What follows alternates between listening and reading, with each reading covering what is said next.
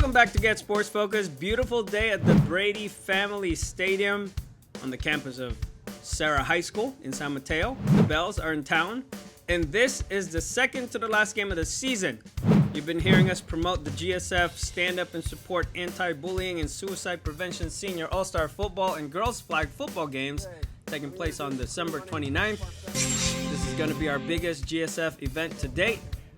We've had several All-Star Padres and Bells participate in the GSF Senior All-Star Experience for the last 3 years. In 2023, we had Mr. GSF Parker 3. I call him Mr. GSF because Parker was part of our GSF organization as our 7-on-7 QB from when he was a freshman up until senior season. He was a standout in all of our GSF Top Dog camps, and Parker is now at San Diego State, ballin'. He represented the Bells in the 2023 All-Stars. We also have 2023 game MVP Jabari Mann from the Padres. He's at Arizona now. Jabari is by far one of the best defensive players we've ever covered. Andrew Hennigan last year. He's the record holder for most TD passes in an All-Star game. In a GSF All-Star game, Hennigan completed 10 of 15 passes, 142 yards.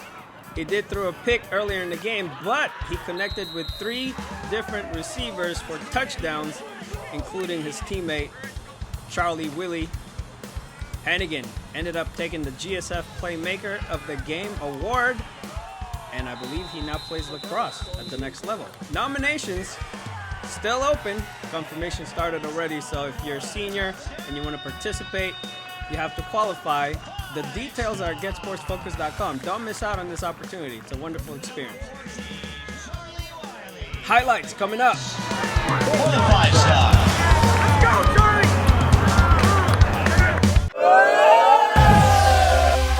Get Sports Focus is brought to you by Summit Partners, leaders in growth equity investing.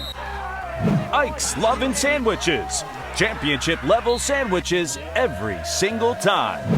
Nachos and tacos your way, the official caterer of GSF special events. Exios, the official training facility of Get Sports Focus. Gains and Shreds Meal Prep, making eating healthy easy.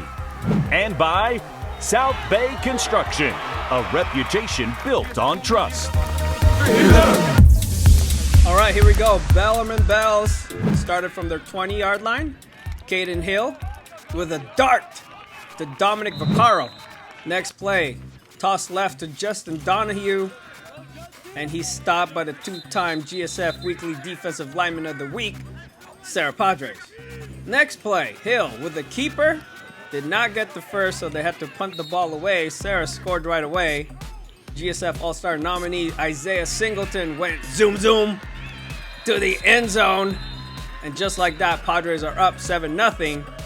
Singleton was untouched. Next defensive series for the Padres, Malachi Taufo, quick tackle for a loss. He's got 18 Division I colleges in the bag as far as offers. 18 scholarship offers. That's impressive. And he's a 4-star national recruit doing 4-star things like blocking punts multiple times this season. That's one of them. Serra scored right away. No, they turned it over. Xavier Hamilton. Hey, that's one of our guys. He had a great read. Picked off William Orr's pass. Let's see the GSF intern cam. My man Kushal Naga with a sideline angle, very nicely shot. If you guys want to learn how to shoot sports, students, parents, whoever, hit us up. Parents, Padres, I should say. Eventually got the ball back. Bells punted it back, and scouting report says Charlie Walsh will get this ball. Let's see. There it is. Nice hustle after the catch by Walsh. That was a 44 yards later. He's in for the score. 2-point try by Charlie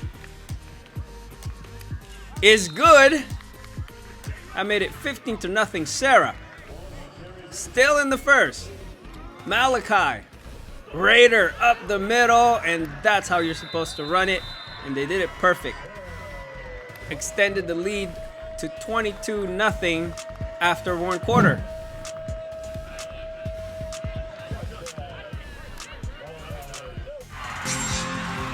Second quarter, Caleb Bandel in at QB. Shout out to BD Prep.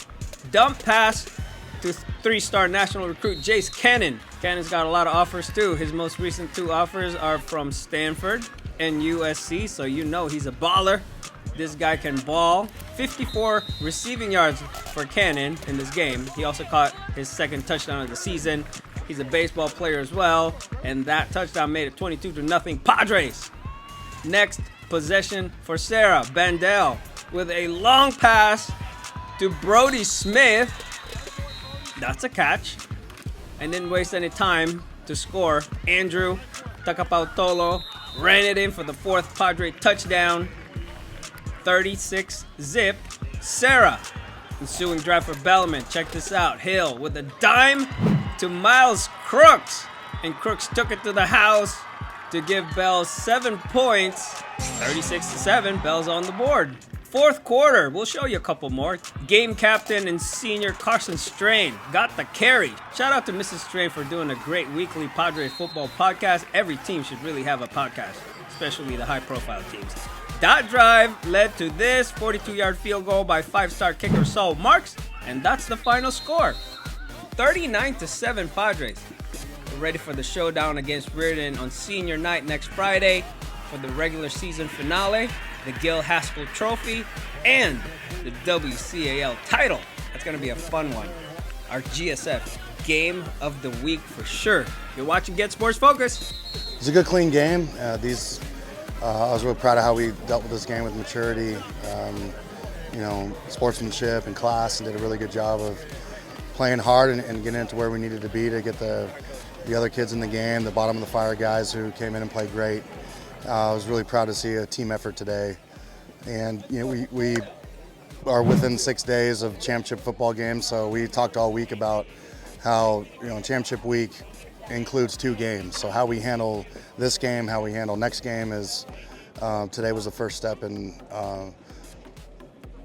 proving that we have maturity and we have a good team to compete against a great Reardon team. It's crazy how the rotation of the schedule kind of works itself out. It's like last game of the season, it's Reardon, it's for the championship. How are the guys adjusting to the identity part of the team? Well, we are who we are now. I think they've created their own identity through, just being with each other for this long. A lot of these guys have been lifting since January, and I think it's more of a group mentality this year, like more of a total wolf pack, if you will, as opposed to just a few individuals that are standing out. And if that's what it's going to take for us, we don't have the flashy, a bunch of kids going here and there, at least not yet. When it comes to that, it's a bunch of individuals collectively making up the identity of the Serra football team this year, and that's what's going to take. Archbishop Reardon is as good of a team that's been in this league and section for a long, long time, and it's going to take all of us. It's going to take the entire roster from, our alleged first best player on the team to the alleged worst player on the team to pour their hearts and souls into the game on Friday night. So the identity, to answer your question directly, it's collective. It's a collective brotherhood that has been really fun to be around, fun to coach. They love Serra, they love each other, and headed into week 10, I can't believe it's already week 10. Something's going well when it feels like we're in week 2 or 3 energy-wise. It's not a drag. It's fun to come to practice every day. It's fun to be the head coach. There's not a lot of drama. Guys just show up, they work hard, have fun, and move on to the next day. So it's been a special year as we tick down here to week 10. And finally, I was listening to your talk there at the end. You mentioned something about something going on in the pregame. Is that something you can talk about now, or with Father Joe? Oh yeah. Well, it's Veterans Month, so we have a lot of our Padre veterans coming back to be our honorary captains. which is going to be special. Around here at Serra, we honor our police and fire and our military, Padres and beyond. People that are fighting for us and keeping us safe and keeping our community safe. Serra's going to have a big, giant, USA flag, for the national anthem, coming off a big fire truck. It's just the type of community we are. I mean, we believe in our alums, who've died for this country, who are fighting for our country, who are protecting our community, and that's going to be number one part of our celebration. Number two is celebrating the life of Father Joe. We're going to present his jersey in a frame to his family. John Bradley's going to be out there, and he's the number one Padre we've ever had. Represents everything that this community stands for, and it's been, I wouldn't say empty year without him for me, but it's been, let's call it a little bit hollow.